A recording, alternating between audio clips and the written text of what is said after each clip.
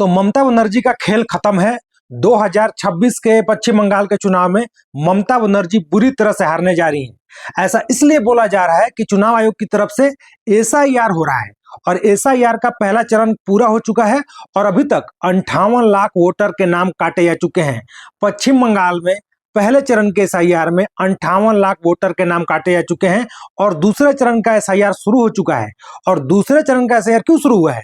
क्योंकि जो पहले चरण का एसआईआर हुआ उसमें जो डॉक्यूमेंट है वोटर की तरफ से, उसमें 1,67,00,000 लोगों के डॉक्यूमेंट संदिग्ध हैं, यानी उनके डॉक्यूमेंट के ऊपर शक है और संभावना है कि दूसरे चरण के एसआईआर में 1,67,00,000 वोटर के नाम कट जाएंगे और पहले चरण में ऑलरेडी 58 लाख वोटर के नाम कट चुके हैं।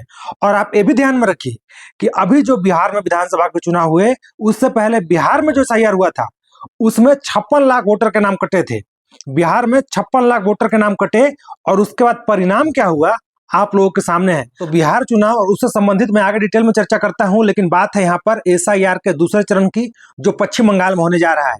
पश्चिम बंगाल में जो दूसरे चरण का एसआईआर होने जा रहा है उसमें 1,67,00,000 वोटर पे विशेष नजर रहेगी, क्योंकि जो पहले चरण का एसआईआर हुआ उसमें इन लोगों का तो नाम नहीं कटा, इन लोगों का नाम वोटर लिस्ट में आ गया, लेकिन इनका जो डॉक्यूमेंट था उसके ऊपर चुनाव आयोग को शक है कि इन्होंने घोल मेल करके कुछ गड़बड़ करके पहले चरण में एसआईआर में अपना नाम दर्ज करवा लिया है।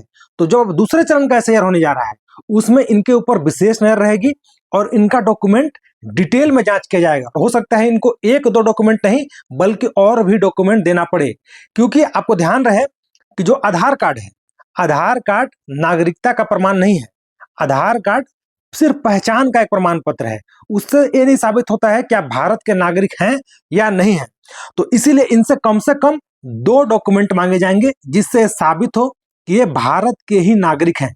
और मैं आपको बता दूं कि जो 1,67,00,000 वोटर जिनके ऊपर शक है उनमें से कुछ ऐसे वोटर हैं जो अपने पिता और वोटर उन दोनों के बीच में उम्र का गैप सिर्फ 10 से 15 वर्ष का है।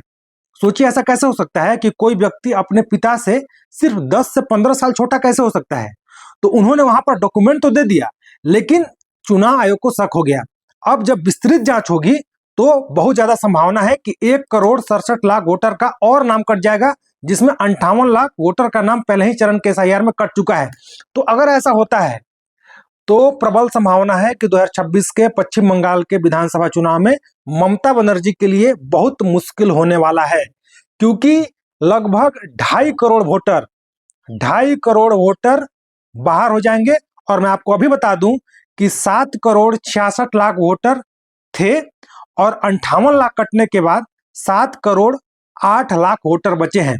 और इसमें से अगर आप 1,67,00,000 और निकाल दीजिएगा तो समझ लीजिए कि कितने कम हो जाएंगे वोटर। और मैं आपको यह भी बता दूं कि उत्तर प्रदेश में जो एसआईआर हुआ है पहले चरण का उसमें 2,89,00,000 वोटर के नाम कट चुके हैं। 2,89,00,000 वोटर के नाम कट चुके हैं उत्तर प्रदेश में। तो आप खुद सोचिए कि ऐसा कैसे हो सकता है कि पश्चिम बंगाल में सिर्फ 58 लाख वोटर के ही नाम कटे, जबकि सबसे ज्यादा शक पश्चिम बंगाल को ही लेकर था कि वहां पर बांग्लादेशी घुसपैठियां हैं, बाहर से वोटर आए हैं। तो वहां सिर्फ 58 लाख वोटर कैसे कटेंगे, जबकि उत्तर प्रदेश में 2,89,00,000 वोटर के नाम कट चुके हैं पहले चरण के एसआईआर में। तो अगर 58 लाख ही वोटर कटते हैं तो इसका मतलब कि एसआईआर सही तरीके से नहीं हुआ। अगर दूसरे चरण का एसआईआर होगा और उसमें भी ज्यादा वोटर नहीं कटते हैं, 1 लाख 2 लाख 4 लाख वोटर और निकलते हैं, तो इसका मतलब साफ है कि पश्चिम बंगाल में एसआईआर अच्छे से नहीं हुआ। और अगर अच्छे से होगा तो स्वाभाविक है कि कम से कम उत्तर प्रदेश में जितने नाम कटे हैं उतने नाम तो कटने ही चाहिए या उससे थोड़े कम। लेकिन ऐसा तो नहीं हुआ कि 2,89,00,000 उत्तर प्रदेश में कटेंगे और सिर्फ 58 लाख पश्चिम बंगाल में नाम कटेंगे। ये तो बिल्कुल हो ही नहीं सकता है। और मैंने आपको जैसा बताया था कि बिहार में जब एसआईआर हुआ था विधानसभा के चुनाव से पहले, तो बिहार में 56 लाख वोटर के नाम कट गए थे। और उसका परिणाम क्या हुआ चुनाव में? बिहार में 243 विधानसभा सीटों में से 202 पर एनडीए जीती है और आरजेडी जैसी पार्टी, लालू प्रसाद यादव और तेजस्वी यादव की पार्टी सिर्फ 25 सीटों पर सिमट कर रह गई 243 में से। सोच लिए कितनी करारी हार हुई थी इंडिया गठबंधन की जब 56 लाख नाम कटे थे। तो अगर पश्चिम बंगाल में 2 करोड़ के आसपास नाम कट जाते हैं तो ममता बनर्जी के लिए काफी मुश्किल सफर रहने वाला है। और मैं आपको बता दूं कि बूथ पर टीएमसी काफी मजबूत है। इसमें कहीं कोई शंका नहीं है कि बूथ पर तृणमूल कांग्रेस, ममता बनर्जी की पार्टी काफी मजबूत है। बीजेपी भी काफी कोशिश कर रही है कि बूथ पर अपना संगठन मजबूत किया जाए, और पिछले बार के मुकाबले इस बार बीजेपी काफी मजबूत हुई है।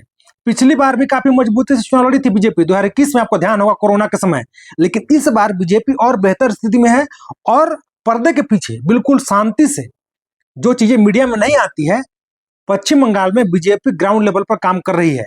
लेकिन अगर वोटिंग में कोई गड़बड़ी नहीं होती है, क्योंकि होता क्या है कि जिन लोगों की मृत्यु हो गई या फिर जो लोग पश्चिम बंगाल छोड़कर दूसरे राज्य में परमानेंटली शिफ्ट हो गए, उन लोगों का भी वोट पड़ जाता है वहां पर। तृणमूल कांग्रेस का संगठन ऐसा है, इतने अग्रेसिव तरीके से जाकर वो लोग वोट करते हैं, और काफी हिंसा भी होती है। आपको पता होगा पश्चिम बंगाल में तो पंचायत के चुनाव में हिंसा हो जाती है, लोकसभा और विधानसभा का कौन ही कहे। तो इस तरीके से अग्रेसिव वोटिंग होती है, हिंसक तरीके से वोटिंग होती है, और अपने पक्ष में, तृणमूल कांग्रेस के पक्ष में वोट डालने के लिए वहां पर कार्यकर्ता किसी भी हद तक चले जाते हैं। तो ऐसे में होता क्या है कि जिन लोगों की मृत्यु हो गई है, या फिर जो लोग वहां नहीं है, दूसरे राज्य परमानेंटली शिफ्ट हो गए हैं, लेकिन उनका नाम नहीं कटा था अभी तक, उन लोगों का भी वोट हो जाता था और तृणमूल कांग्रेस के पक्ष में होता था। तो इस बार उनका नाम वहां पर नहीं रहेगा वोटर लिस्ट में, तो सीधा सीधा नुकसान ममता बनर्जी की पार्टी तृणमूल कांग्रेस को ही होने वाला है। और इन सब के अलावा एक और कैटेगरी है बांग्लादेशी घुसपैठियों की, जो गलत तरीके से भारत में आए हैं, लोकल एडमिनिस्ट्रेशन की मदद से डॉक्यूमेंट भी बना लिए हैं, वोटर लिस्ट में नाम भी डलवा लिए हैं, और जब वो वोट करने जाते हैं तो स्वाभाविक है कि वो तृणमूल कांग्रेस को वोट करते हैं। तो एसआईआर में उनका भी नाम कट रहा है। आप लोगों ने देखा होगा तस्वीर, जैसे ही एसआईआर शुरू हुआ था, भारी संख्या में लाखों लोग भारत छोड़कर बांग्लादेश जा चुके हैं एसआईआर से पहले ही, और अभी काफी लोगों का नाम एसआईआर के थ्रू काटा जाएगा। तो सीधा नुकसान ममता बनर्जी को होने वाला है, क्योंकि वो लोग वोट देते थे तो तृणमूल कांग्रेस को वोट देते थे, किसी को शंका है नहीं कि वो बीजेपी को वोट दे सकते हैं, कोई चांस ही नहीं है। तो 3 कैटेगरी में जहां पर सीधा सीधा नुकसान हो रहा है तृणमूल कांग्रेस को। ये बात आपको मानना पड़ेगा कि कोई भी एसआईआर करवा लीजिए, कुछ भी करवा लीजिए, अगर बूथ पर बीजेपी मजबूती से नहीं लड़ेगी तो तृणमूल कांग्रेस को हरा पाना पश्चिम बंगाल में आसान नहीं रहने वाला है। असंभव तो नहीं है, लेकिन आसान नहीं रहने वाला है। 2021 के चुनाव में बीजेपी कहां लगभग 0 थी, वहां से 77 पे पहुंच गई थी। तो अगर बीजेपी मजबूती से लड़ती है और खासकर बूथ पर चुनाव को मैनेज कर पाती है, तो बीजेपी के लिए सबसे बड़ा मौका है 2026 में पश्चिम बंगाल का विधानसभा चुनाव जीतना। और अगर आप लोग विधानसभा का चुनाव पश्चिम बंगाल का फॉलो कर रहे होंगे 2021 में, तो आप लोगों ने देखा होगा कि सारा लड़ाई, प्रचार तो होता है, टीवी पर प्रचार होता है, सोशल मीडिया पर प्रचार होता है, रैली होता है, लेकिन सारा चुनाव जाकर टिक जाता है बूथ पर, और बूथ पर होती है हिंसा। और देखना होगा कि बीजेपी इस बार उस सिनेरियो को, वो जो माहौल बनता है, काफी अग्रेसिव माहौल बनता है, उसको बीजेपी कैसे मैनेज करती है। और अगर बीजेपी मैनेज कर लेती है तो बाकी बीजेपी के पास सारे वो संसाधन हैं जिससे बीजेपी पश्चिम बंगाल का विधानसभा चुनाव जीत पाए। इस बार तो उनके पास कई नेता भी आ चुके हैं, पहले नेता भी नहीं थे, लेकिन अब कई नेता भी तैयार हो चुके हैं, जो मीडिया में दिखते हैं, बोलते अच्छा हैं और लड़ते अच्छा हैं, और प्रॉपर पश्चिम बंगाल के ही रहने वाले हैं। तो इस बार नेता के मामले में भी बीजेपी को दिक्कत नहीं होने वाली है। बाकी आप लोग जरूर कमेंट करके बताइए कि आप लोगों को क्या लगता है, बिहार में जो परिणाम आया एसआईआर के बाद, क्या पश्चिम बंगाल में भी वही परिणाम आएगा? आप लोगों को जो भी लगता है कमेंट बॉक्स में जरूर लिखिए। साथ ही आप लोगों से एक और सवाल है कि पहले चरण के एसआईआर में पश्चिम बंगाल में 58 लाख वोटर के नाम कटे, बिहार में पूरा 56 लाख नाम कटा, उत्तर प्रदेश में पहले चरण में 2,89,00,000 वोटर के नाम कटे। तो क्या आपको लगता है कि पश्चिम बंगाल में अगर ईमानदारी से सही तरीके से एसआईआर होगा तो सिर्फ 58 लाख वोटर के नाम कटेंगे? आप लोगों को जो भी लगता है कमेंट बॉक्स में जरूर लिखिए। साथ ही अगर आप चैनल पर नए हैं तो भारत जंक्शन चैनल को सब्सक्राइब कीजिए। अगर आप ये वीडियो फेसबुक पे देख रहे हैं तो फेसबुक पेज को फॉलो कीजिए, वीडियो को लाइक कीजिए, शेयर कीजिए, और साथ ही अगर कुछ सजेशन देना चाहते हैं, सलाह देना चाहते हैं, तो भी कमेंट बॉक्स में जरूर लिखिए। धन्यवाद।